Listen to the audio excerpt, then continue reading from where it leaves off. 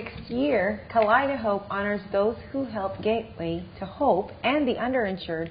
Joining me from both organizations are Rovak and Trout. What an amazing thing when two organizations that do so much good in the world come together to do something tremendous. So we're actually one organization. It's all under Gateway to Hope. So you're saying, forget everything I just said. No, that's okay. But KaleidoHope is our gala that we throw, and they do have a separate website. So that sometimes people might think it's yep, absolutely. So, but no, we're all part of the same. It's just our biggest event of the year. So talk about Gateway to Hope. Tell me what it is and how it came to be.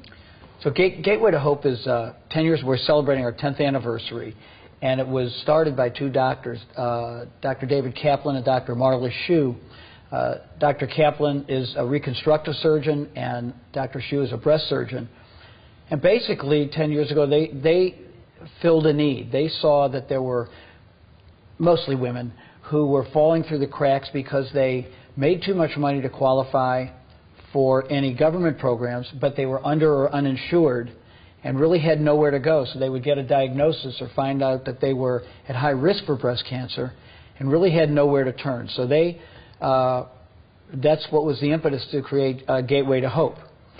In the beginning, they actually thought it would be a success if they could treat one patient per month.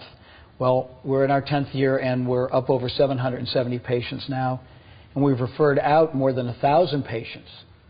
So that if a woman calls in and doesn't fit our, let's say, the financial requirements to be a patient at Gateway to Hope, we don't just hang up the phone. We have our nurse managers, our navigators are able to help them and get them, listen to the story, listen to their particulars, and get them to the right organization where they might secure help.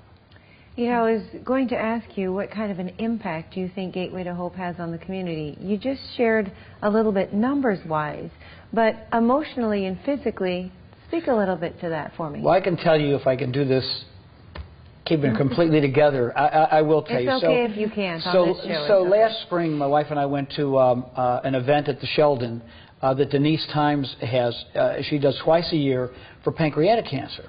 And at the intermission, right before the intermission, she called up two women who she was honoring at that year's occasion. And they happened to be two women who had breast cancer. And as I listened to their story, I thought, oh my God, we could help them. So during the break, I went down and found one of the women and said, excuse me, I'm Rick Rovak, at the time president of the board of Gateway to Hope, and I just, heard your story, and I think we can help. And with that, she gave me what I'd say is probably the best hug I've ever had and said, I am a patient at Gateway to Hope, and you did get me through. Aww. So you don't need a lot more than that.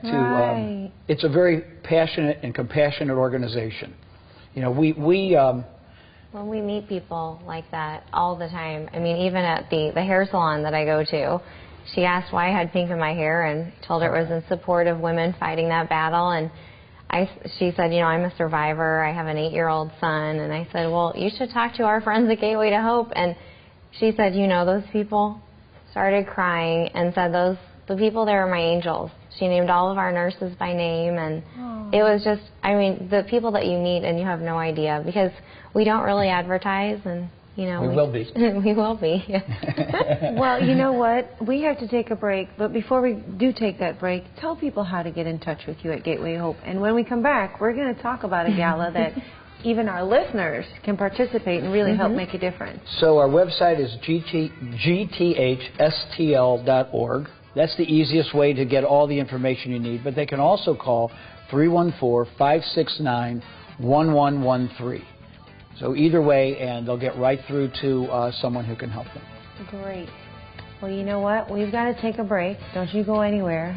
Stay right here with us at STL Live. We'll learn more about the 6th Annual KaleidoHope Gala after this break.